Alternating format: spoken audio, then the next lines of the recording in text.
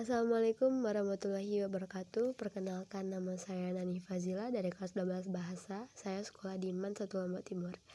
Pada kesempatan kali ini saya akan mengulas sebuah novel romansa ini berjudul Dysphoria Inertia yang dikarang oleh Wiranegara yang dicetak pada tahun 2018 dengan ketebalan buku 144 halaman yang diterbitkan oleh Media Kita.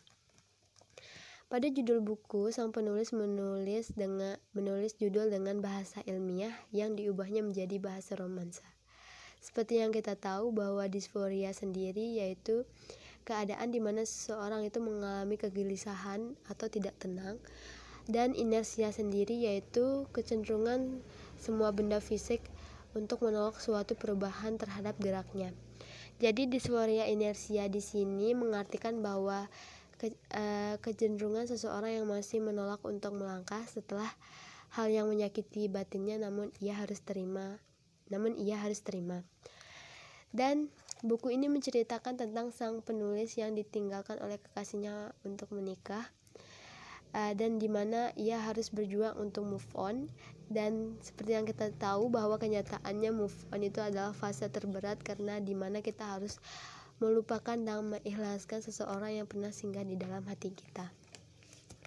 Dan pada buku ini ia menggunakan bahasa yang menurut saya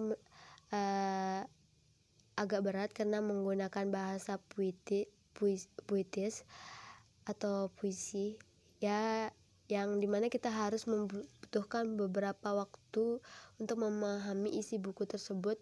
Namun ini adalah nilai plus dari buku itu.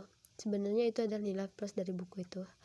Dan buku ini banyak menggunakan bahasa ilmiah dan bahasa fisika yang sebagai unsur pelengkap cerita yang dapat menambah wawasan kita.